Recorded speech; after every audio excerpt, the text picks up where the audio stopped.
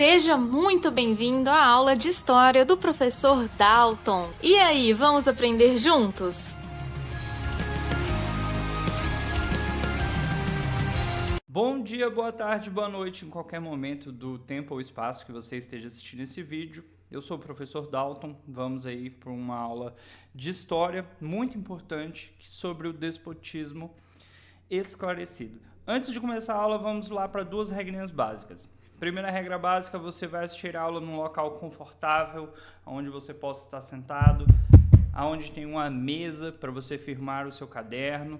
Você vai precisar fazer anotações, então tenha em mãos o seu caderno e a sua caneta. Ao final de cada aula, você vai mandar para mim um resumozinho do que você anotou, as observações que você fez. Eu quero saber quais são as suas dúvidas, quais são os seus questionamentos, o que você conseguiu absorver da aula, beleza? Para começar a aula, as regras são essas. Vamos lá. Quando nós falamos de despotismo esclarecido, a gente vai tratar de um assunto dentro do iluminismo que para muitos era controverso.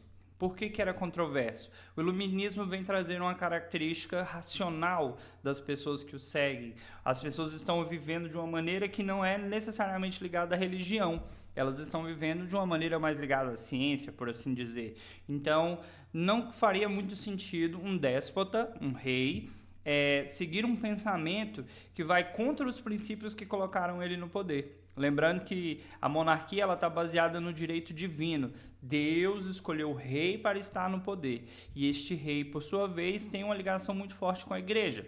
Mas vamos lá para ler aqui uma frase de George Gusdorf, né? Bonito esse nome, dá para pôr no seu gato, sobre o despotismo. A expressão despotismo esclarecido, utilizada frequentemente pelos historiadores para designar o período que se estende mais ou menos de 1750 até o início da Revolução Francesa, próximo conteúdo, apresenta o inconveniente de propor uma contradição nos seus terrenos, pois um déspota não poderia, por definição, ser esclarecido. Como eu disse para vocês, a contradição ela se encontra aí. Você tem de um lado um rei que foi escolhido através do poder divino da igreja e de outro lado você tem um pensamento, iluminista, um pensamento racional, baseado mais no fazer, no ato científico da coisa e não no ato religioso, de um poder divino. Alguns preceitos gerais aqui dentro do despotismo. É uma palavra chata de ficar falando, tá, gente? Perdoa.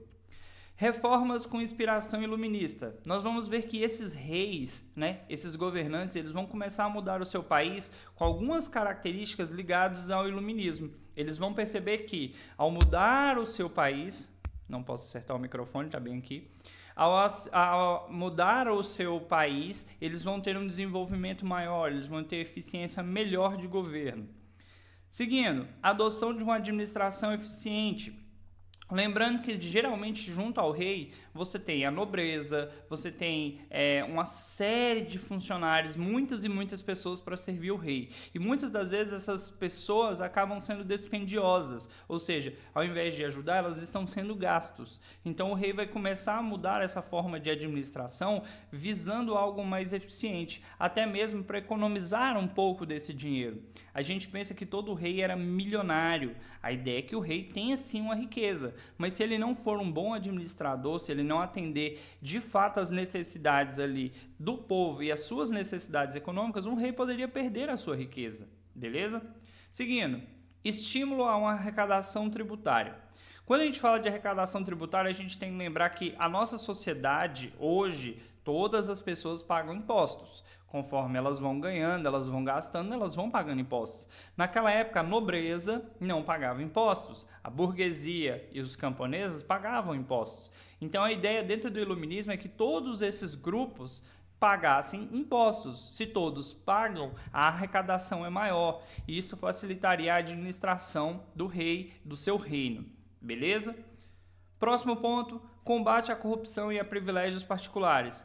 Corrupção existe desde que o mundo é mundo. Gente, professor, mas essa política de hoje, não é de hoje, é antigo, sempre existiu e infelizmente vai continuar a existir. A gente já falou sobre pequenas corrupções que a gente faz no dia a dia, E com relação aos privilégios particulares, a gente está falando aqui particularmente da nobreza. A nobreza ela está ligada diretamente ao rei e a nobreza tem esses privilégios. Ela tem regalias que outras pessoas não têm. Então o rei meio que vai diminuir isso aí. Tranquilo? Só que, preste bem atenção nesse ponto. Todas essas ideias que eu citei até agora, elas foram praticadas por alguns reis, não foram por todos. E a maioria dessas ideias aqui, depois que esse rei saiu do poder, elas meio que foram abandonadas. Porque nem todas as pessoas eram esclarecidas. Por isso a ideia dos déspotas esclarecidos, tá? Frise isso aí. Não foi uma coisa assim, daí pra frente todo mundo ficou bonzinho, todo mundo foi amor e paz. Não foi bem assim. Esse último ponto ele é extremamente importante, que ele fala aí da flexibilização das liberdades religiosas. Relativa flexibilização. Por que relativa? Não significa que todas as religiões passaram a ser aceitas.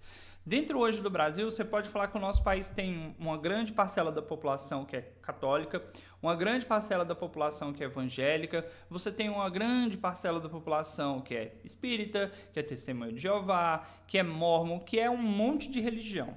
Beleza? Isso é liberdade religiosa. Você pode ter a religião que você quiser, que você acreditar, e também pode não ter nenhuma. É um direito seu. Só que naquela época, entenda, final da Idade Média, início da Idade Moderna, a gente está aí na metade da Idade Moderna, quase passando para a contemporânea, ainda não existia essa liberdade religiosa. Quando a gente falou sobre revoluções inglesas, lá na escola ainda, falei para vocês que Henrique VIII instituiu o anglicanismo e acabou. A religião da Inglaterra era o anglicanismo, e é até hoje. Só que, naquela época, perseguia-se quem não era da sua religião. Beleza? Essa ideia aqui de flexibilização beleza, o nosso país é católico. Eu tô falando muito beleza, né? Vou parar. O nosso país é católico, porém você pode ser protestante, porém você pode ser anglicano. A ideia é essa. Fico parecendo um bobão falando beleza o tempo todo. Principais déspotas. Na Rússia nós tivemos Pedro o Grande e Catarina II. Sim, uma mulher. Você fala, professor, mas quase não se falam de mulheres como rainhas, governantes, imperatrizes, porque não era tão comum. Até porque Catarina nem era russa. Ela acabou se casando aí com um nobre e conseguiu chegar ao poder. Algumas medidas. Construção de São Petersburgo, que é uma cidade gigantesca, e fundação da Universidade de Moscou. Uma das características desses déspotas é essa busca pela educação como uma forma de melhorar o seu país. Isso é um pensamento, iluminista. Seguindo, na Prússia, uma outra parte ali da Europa, do lado da Rússia, nós temos Frederico II. Frederico II, um protetor de filósofos, vai trazer a defesa da tolerância religiosa, que a gente comentou no ponto atrás, e algumas reformas educacionais. Essas reformas educacionais é aquilo que eu citei, é uma educação básica. Ele acredita que é necessário que haja uma educação básica para que o país comece a crescer. Se a população é um pouco mais esclarecida, a população vai conseguir um desenvolvimento tanto social quanto econômico maior. Na Espanha, temos Carlos III. Aí ele já fala de uma restrição ao poder do clero, ou seja, o clero que era um órgão tão poderoso agora vai ser restringido, ou seja, vamos reduzir esse poder. Suprimiu a Inquisição. A Inquisição foi uma... Como eu explico isso de uma forma simples? Imagina assim que a igreja tinha um órgão dentro dela que poderia perseguir qualquer um que não era da igreja, que feria os seus preceitos, que estava seguindo de uma outra maneira. E condenar essas pessoas. Um tribunal. A palavra é essa que eu estava querendo. Um tribunal. E até então, a Igreja Católica perseguiu muitas pessoas, matou muita gente, queimou muita gente viva. Então, Carlos vai conseguir reduzir e suprimir esse poder da Inquisição. Vai expulsar os jesuítas das colônias. Os jesuítas vieram no período inicial da colonização para catequizar os indígenas e, dessa maneira, trazer mais fiéis para a igreja e um fortalecimento econômico do país. Tranquilo até aí, né? Muito fácil? Estão anotando, né? Final da aula eu quero ver. Se não tiver uma anotação nesse caderno aí, me aguarda. Principais déspotas aqui na região de Portugal, nós temos Sebastião José de Carvalho e Melo, conhecido como Marquês de Pombal. Ele era um ministro de Dom José, rei Portugal. Ele vai trazer um desenvolvimento comercial, para Portugal, um enfrentamento com os jesuítas, que novamente estavam nas colônias, estavam catequizando os indígenas, nem todo mundo gostava das práticas deles, e reformas educacionais. Novamente, um país que tem uma educação básica, que tem uma educação de nível superior, ele se desenvolve mais economicamente, tecnologicamente, e isso é importante. A gente está falando aí de países da Europa que estavam em pleno desenvolvimento. Aqui nós temos uma foto de Frederico II, né? Olha aqui a questão das perucas, né, que eles usavam na época, que eram retratados assim, um manto, uma armadura para mostrar que ele era uma pessoa poderosa, meio gordinho, né? Tá parecendo eu, essa curva dessa barriga aqui. Gente, a quarentena, desculpa. E aqui nós temos Sebastião José de Carvalho e Melo, o Marquês de Pombal, numa foto como se fosse um porto de Portugal. Você pode ver os navios aqui de fundo, uma praia, vários mapas, para dizer que ele era uma pessoa esclarecida, uma pessoa erudita, uma pessoa estudada. Tranquilo? Beleza até aí? Nos vemos na próxima aula, espero que vocês tenham gostado. Por um longo período as aulas vão ser assim, pessoal. Façam suas anotações e enviem para mim. Até a próxima aula.